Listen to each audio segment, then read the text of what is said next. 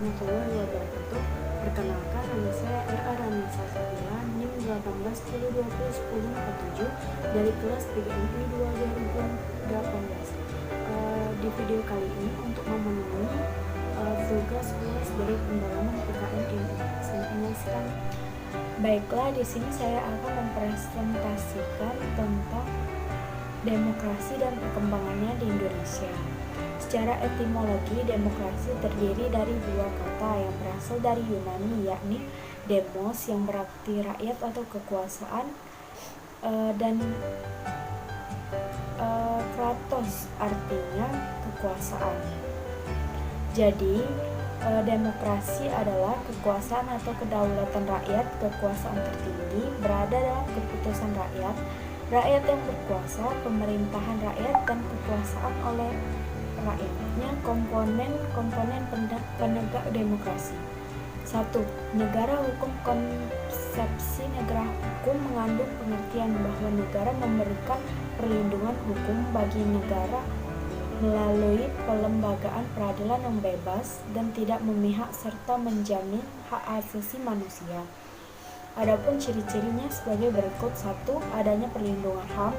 2. Adanya supremasi hukum dan penyelenggaraan pemerintahan. Yang ketiga, adanya pemisahan dan kekuasaan negara. Yang keempat, adanya lembaga peradilan yang bebas dan mandiri. Nah, yang kedua itu masyarakat madani. Masyarakat madani dengan ciri sebagai masyarakat terbuka, masyarakat yang bebas dari pengaruh kekuasaan dan tekanan, masyarakat yang berpartisipasi aktif. Selanjutnya, prinsip-prinsip dari demokrasi yaitu 1. Adanya pembagian kekuasaan. Di dalam pembagian kekuasaan ini timbulnya iklim dan budaya demokrasi. Kekuasaan dipisahkan atau dibagi-bagi antara pembuatan undang-undang dengan pelaksanaan undang-undang agar terjadi pengawasan atau kontrol. Yang kedua, yakni adanya pemilihan umum yang bebas. Yang ketiga, adanya manajemen pemerintahan yang terbuka untuk terciptanya negara tirai besi yang kaku dan otoriter, yakni adanya kebebasan individu. Yang kelima, adanya peradilan bebas. Dan yang keenam, adanya musyawarah untuk menyelesaikan konflik secara damai. Nah, tentang sejarah dan perkembangan demokrasi di Indonesia itu, perkembangan di Indonesia dapat dibagi menjadi dua tahapan, yakni 1. Tahapan pra-kemerdekaan, yang kedua yaitu tahapan pasca kemerdekaan. Nah, dengan demikian, bangsa Indonesia tradisi berdemokrasi sebenarnya telah dimulai sejak zaman Kerajaan Nusantara. Karena itu berpotensi tumbuhnya alam demokrasi sangat besar. Nah, 1. Yakni demokrasi periode 1945 sampai 1959. Demokrasi pada masa ini dikenal dengan demokrasi parlementer. Sistem demokrasi ini yang mulai berlaku sebulan sesudah kemerdekaan diproklamirkan dan diperkuat dalam Undang-Undang Dasar 1945 dan 1950. Ternyata kurang cocok untuk Indonesia, meskipun dapat berjalan secara memuaskan pada beberapa negara Asia lain.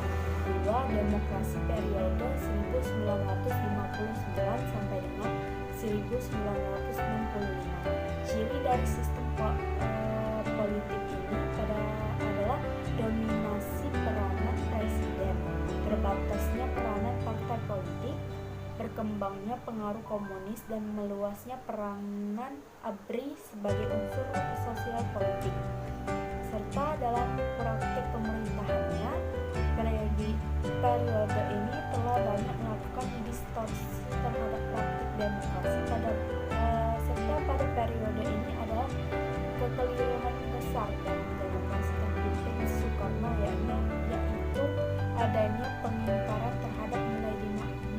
Itu saja presentasi dari saya. Lebih dan kurangnya saya mohon maaf. Kepada Allah saya mohon ampun. Wabillahi taufiq wal hidayah. Wassalamualaikum warahmatullahi wabarakatuh. Terima kasih.